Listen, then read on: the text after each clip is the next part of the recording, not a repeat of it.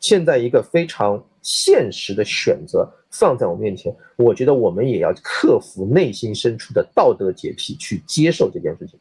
最近那个军政平，就是解放军的那个微博的那个官方账号，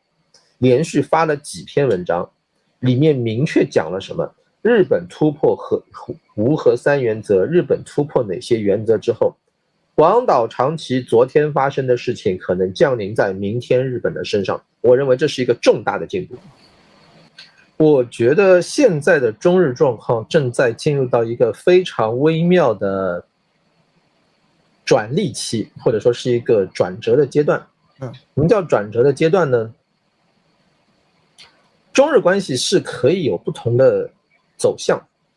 在中国的国内，对于如何去处理中日关系也有不同的认识和理解。但是呢，你从最近几年发生的情况来看，就是在日本不断的强化它的选择，所以中日关系当中，他们的这个关系互动是有一个互动建构的过程，这是第一。第二，从中方这一侧出发，我们的政府，这里说的是1949年以后中华人民共和国的政府，包括你延伸到延安时期，在抗日战争时期，对待日本我们形成了一套军国主义、日本民众、日本这个国家这样的一个认知和理解日本的这么一个框架，它带有非常鲜明的时代印记和认识理解的特点。然后基于这种认识我们在中日关系当中，从49年以后，作为国家对日本人和人民这两个维度，我们采取的是一条与邻为善的这么一条发展路线。同时，我们始终坚定的反对日本军国主义。然后从中国和日本关系的预期，在1979年改革开放以后，是有非常明确的选择。大家都记得，当时作为改革开放的一个象征性的事件，就是改革开放的总设计师邓小平同志到日本去进行访问，然后坐上了日本的新干线，在新干线上面发表了一些讲话，而这也被看成是一个符号。那么在那段时期，日本方面对中国是有回应的。我接触过一个我非常尊敬的研究日本中日关系的前辈，他跟我讲，在日本国内50、60年代、60、70年代，甚至70、80年代，总体上日本的政策它有的一个是核心特征，就是有一批还存在一些对中日关系正确认知，或者更直白的，这里面有一个很有趣的现象，他告诉我一个细节，有很多经历了中日之间在历史上最残酷的日本对华发动侵华战争那段历史的日本人，在中日关系从50、60年代、60、70年代到80、90年代早期的发展过程当中，贡献了非常积极的力量。原因之一就是这些人很多都有特高科的背景，有一些做研究的人转到研究圈里面去。这些人他对于中日关系的改善，实际上就是建立在非常简单的，就是良心。这些人很多早年就亲手在侵略战争中贡献过他自己一样，逃过了那个惩罚，没有被系统性的清算，但是后来靠这种良心，他也做了一些事儿。但是非常重要的一点，它是分散化的，它是个人的行为，没有变成一种日本的制度。这就是讲中日关系的时候，中国人一定要意识到的一个问题，就是德国跟日本的区别。我们经常看到的这个区别是结果，但我们要看到的是造成结果的原因，就是同样作为二战的发起国、战争的策源地，纳粹主义，一个是纳粹，一个是军国主义，它的发源地德国是经过清算的。这个清算的含义就是在德国，它不是写在纸上的制度，它是刻在脑子和文化里面的这样一种印象、认知。这种认知就是纳粹是不对的，我们不能再重复这样的道路。当然德国后来有他自己的问题，但是无论如何日本没有经过这样一个问题，所以在日本国内甚至因为他没有进行过清算，就意味着从明治维新开始走乃木希典那条路线的日本军国主义的思想传承、组织、结构、社会存在，在日本没有中断过。它被切掉了一些，它被打散了一些，但它没有被消灭过，它没有被正确的定性，它现在重新又在不断的获得自己的合法性。而这个东西，如果对日本近代军国主义起源熟悉的你都知道，日本在明治维新之后有一段时间走的也是引入西式民主政治，然后让文人去文职去治理职业政客去治理国家这个路线。而在这个背景下，军国主义兴起，军人把持政权，军队控制政权的一个契机是什么？就是在经济危机和社会危机的情况下，用军国主义专制所带来的某些想象去抨击所谓民选政府的效率低下。这个崛起的路径在今天换了一层民粹主义的皮，内里是一模一样的。所以我们现在看到的实际上是一个从没有过被结构性清理过军国主义，军国主义又开始系统性复活，然后在一个比较低的水平线上要再现那个军国主义日本的那种日本，现在放到了今天中国的面前。这样的一个日本在一定程度上不是中国改革开放预期或者是对外战略之前非常明确预见到的这么一个结果。后面有很长一段时间，中国外交当中，甚至中国的研究者当中，对日本有一些非常理想主义的认知，有一些非常理想化的认知。在21世纪早期，曾经有过一些人写过一些主张，写过一些东西，就是当时包括要如何去改善。你看到了那些东西之后，有的时候有一种这种就是那种汪精卫的低调俱乐部恍若再现的这么一种感觉，它是当时在中日实力对比的特定情况的这样一种产物。在军国主义复活发展，日本战后重新兴起，然后中国改革开放的进程当中，还有一个客观现实是现在必须要认识到的，就是从明治维新以后，中国近代历史当中，尤其是这个1931年侵华战争，就是从9·18事件开始系统性的14年侵华战争启动以来，一直到2010年前后，日本的 GDP、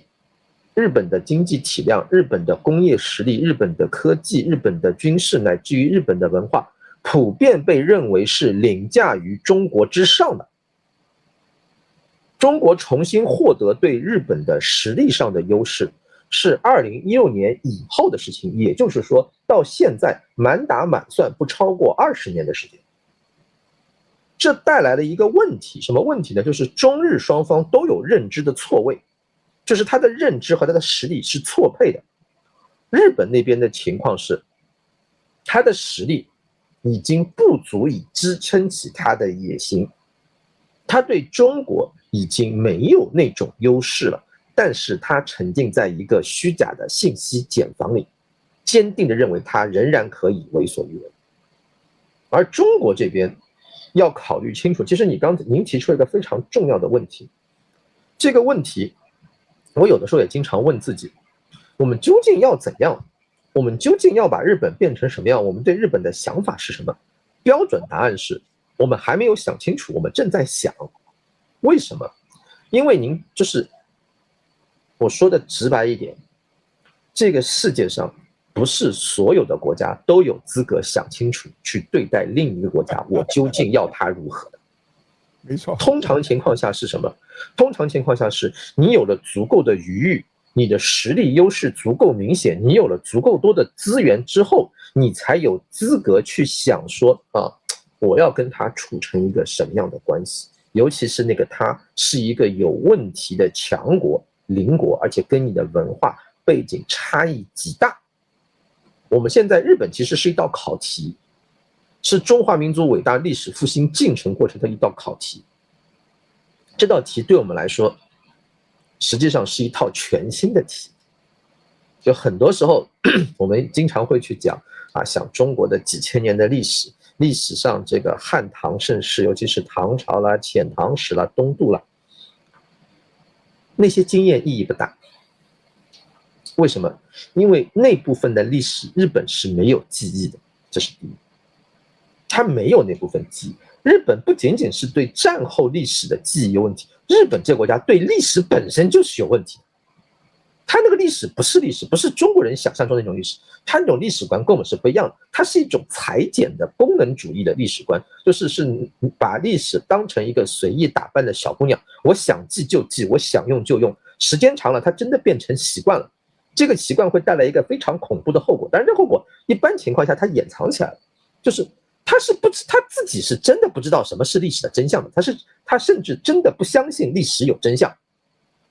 但是呢，如果有一个国家要去逼问日本历史真相，或者让日本承认某一个历史真相，你就像那个日本的动画片里面讲，就是《海贼王》那套系，它历史的真相是可以被消灭的，是可以被强者抹去的。你要去找出来，你要让他承认真相，你必须具备足够大的实力，把他摁在地上，他会才真正意义上去承认那个真相。为什么？因为日本的那种实用主义的东西，它本能的会抹掉历史上所有被他现在认为对他不利和不光彩的东西。这是一种非常非常特别的历史观，中国人很难理解和接受，因为在中国看来，就我们的历史观跟他完全不一样，就完全是鸡同鸭讲，对不上的。这个时候我们一定要注意，就是日本跟我们是不一样的，它的文化逻辑它都是不一样。然后他记住的是什么？他早就把遣唐使那些东西忘光了，早就忘光了。这个忘就是从认知、从敬畏的角度上去忘。你跟他提说啊，那是2000年前的事儿，啊，那是300-400年前之前的事儿。但最近200年呢？最近200年是我日本摁着你中国打。这是同时，日本有一个非常隐秘的小心思。日本是东亚国家里面最接近、最接受西方种族主义思想的国家。他认为人是分369等的，他认为国家是分369等的，然后强者就可以为所欲为，弱者就去死，弱者就活该只能接受你的命运。你死不但死了，而且是你的错。为什么？谁让你这么弱的？他是走这条路线的。所以日本明治维新这条线出去之后，他立刻就接受了西方在那个对外大殖民扩张时期的那套社会达尔文主义的东西，他系统性的把它全盘接受过来。所以日本的概念，日语里面，它其实真正接受的从来不是民主国家 （democracy）， 不是，是民族国家，是 nation state。而这个民族国家的标准形式就是威廉2世的德国。就是一个强人靠一套单一的等级化的信念体系，组建一个纯血的单一民族国家，然后征服整个世界。然后因为日本开关的特殊的历史，他承认美国人比他能打，他承认白人比他能打。日本这个国家本质上是一个需要找爸爸的国家，就是他有那种非常强烈的寻求庇护和依赖的心理。这种寻求庇护和信赖的依理是来自于岛国所特有的这么一个地缘政治所带来的根植于日本文化深处的不安全感。就你从日本的特摄片里面就可以看到这种不安全感。日本的特摄片里面的经典桥段是什么？就是日本在这儿好好待着，突然间一只怪兽出来了，然后一脚把日本踩掉了，然后眼看着各种各样的办法都不行，怎么办？寻求一个超人，寻求一个从天上掉下来的、地上捡到的或者地球人变身的超人去拯救这个国家。日本历史上的神风就是干这个事情。他之所以会那样去做，就是讲他知道我是没办法的。他的武士道精神燃烧到极致是什么？就是我跟你同归于尽。他从来没有说我把强敌消灭掉，非常潇洒自如的回去。他知道这不现实，因为他面对的是海啸、地震、火山喷发这种人力完全无法抗衡的东西。他生活在那个地方，那种恐惧感就嵌套在他的这个文化里面，然后呢，形成了一个非常不好的文化的模式和样式，就是他和军国主义、他和神道教、他和社会达尔文主义这个东西一团，生产出来这种日式军国主义，通过军事征服对外扩张。我这地方不安全怎么办？我到那边去抢一块地，我人全部迁过去，行不行？海的那边都是敌人，全世界都与我为敌，你怎么办？我杀掉你们80%的人，留下20%的人，剩下我们就是和平。就这种在我们看来非常癫狂的，就是发癫，就是动不动就把几十亿人，对他来说这东西可以弄掉的，作为一种文化，然后加以欣赏，你就这么个日本。然后我们现在要对这个日本有一个出路，其实说白了，我们自己也没想，或者说正在想的过程当中。现在想的过程当中呢，已经想成什么呢？就是说我们大概想好了几件事情。第一，有哪些事情我们认为日本是不能做的，比如说他改和平宪法，然后他要搞核武器，他要搞进攻性武器，他要把自己构成一支重新具备对中国发动侵略战争能力的军队的这样一个国家，这个是我们是不接受的。我们也想好了他应该可以怎么做啊，比如说你在和平宪法框架下，你在正常的你日本国内这些东西，我们愿意给你一个平等的国家，我们遵循和平共处5项原则作为一个邻居。我们注意，有一点我要澄清，在座的所有人，所有中国人，绝大多数中国人对日本的侵华战争犯下的战争罪行有清晰的历史记忆，都认为这是日本给中国欠下的一笔欠账，但没有一个中国人接受过那种严格意义上的历史复仇主义教育，没有，不存在。我们不是复仇者，我们牢记那段历史，我们尽自己的一切努力要确保说这段历史不会再发生。但是现在一个非常现实的选择放在我面前，我觉得我们也要克服内心深处的道德洁癖，去接受这件事情。最近那个军政平，就是解放军的那个微博的那个官方账号，连续发了几篇文章，里面明确讲了什么，日本突破无核3原则，日本突破哪些原则之后，广岛、长崎昨天发生的事情可能降临在明天日本的身上。我认为这是一个重大的进步，这是一个重大的进步，就是说我们现在讲清楚，我们原先想好的是什么，我们不希望看到一个什么样的日本，我们希望看到这样的一个日本。但是我们之前没有想过，如果日本就要变成我们不希望的样子，我们怎么办？或者我们用什么办法把日本变成我们希望的样子？这是中国对日本没有想好的部分，现在我们在慢慢的想清楚了。为什么？因为我们开始具备了实力，我们开始有实力、有资格、有底气，非常自信的去告诉日本，我给你选择，你可以往这里走，我们有光明的未来，你也可以往那里走，你走过线之后，你会接受历史的惩戒。第三，最近在中国的外交术语当中，我们越来越多的去讨论一个词，叫什么？叫战后世界秩序。我们开始去维护战后世界秩序，因为我们会发现，我们接受制度主义的基本假定，通过一套稳定的、规范的国际制度，我们可以构建一套稳定的地缘政治结构。什么样的制度是一套好的制度？是有共识的，有历史合法性的，并且有一个负责任的国家愿意用负责任的方式去实现这样一套制度。我们现在意识到什么？战后世界秩序是我们需要去做的一件事情。实际上呢，在日本问题当中，刚才我们讲了日本，但是很长一段时间，或者说本体上来说，日本不是日本，日本其实也是美国。今天日本之所以会变成这个样子，原因是当时唯一有实力、有能力、有机会对日本进行良性塑造的美国放弃承担了历史责任，他把自己的国家利益凌驾于战后世界秩序之上，或者说他又从自己的国家利益出发。因为对于美国来说，他跟日本之间的关系，他的认知和实力是这样的，就是美国认为你日本这军国主义清不清的，其实我也无所谓，你那些最过分的我摸着扎手的东西给清掉了之后，剩下的那些东西我关心的是日本能不能变成一条我好用的狗。军国主义我是不 care 的，美国对军国主义有心理上的优势。为什么？因为他打败过日本。现在中日之间别扭也别扭在这儿，就是日本不承认被中国打败过。这个事情是就是战后日本那些军国主义在塑造这个过程当中非常关键的一个节点，就是他只承认他被美国打败过。而在日本这个有趣的文化里面呢，一个国家如果打败过你，而且不止一次的打败过你，并且每次都把你打败的心服口服，这个心服口服不是他打得你很文明，是把你打得真惨。那么这个时候你下跪，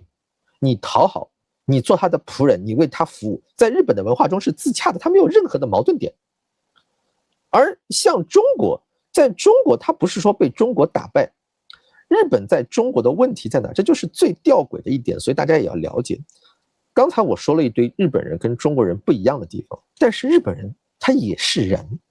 这点我从字面意思上讲什么，就是日本人今天的大多数日本人，历史上的大多数日本人都是正常的人。什么叫正常人？就是你把日本的侵略军在中国做的那些惨无人道的战争罪行，比如南京大屠杀，比如731，比如那些这个奸淫、烧杀、掳掠的行为，你给他去看，他会不适的，你知道吗？他会产生道德上的负疚感。所以日本对于战争罪行，对于二战历史责任，他的态度是什么？他的态度，大家注意听好了，他是否认罪行的存在。他不是说这罪行是我犯的，没什么大不了的，他不是，他说我没干过，我没干过，这是第一。第二，你抓住了，就是说没你说的那么严重。最后一步是什么？你盯着我干嘛？英国、美国他们都干过，人类历史上打仗都干过，我不是唯一的一家，你不能光说我，时间长了就变成我没干过。它是一种基于抵赖的自我催眠式的这种否认。这也是为什么军国主义在日本那边去复苏，他错过了那个清算期之后，这种军国主义的复活对历史的这种校正，系统性的输入一种扭曲的虚无的历史的一个必然，就是你让日本人在日本那种文化下看到说日本人曾经真的对中国人做过这么多事，他会疯的，你知道吗？就是对日本熟悉的人你就知道，在日本文化里面他特别讨厌一件事情，就是他告诉每一个日本人，你不能欠别人的恩情。为什么？因为你欠了恩情之后，别人就会拿恩情来拿捏你，你就有义务去偿还。当然你更不能承认说你做了对不起别人的事，那是要自杀谢罪的。所以他就是我能够做任何事，日本文化的核心就是只要你没抓我现行，只要我不认，你不能让我认，它就不存在。在这一点上他服美国，但是在偷袭珍珠港啊，在这个用原子弹轰炸广岛跟长崎，他也在修改美国的记忆。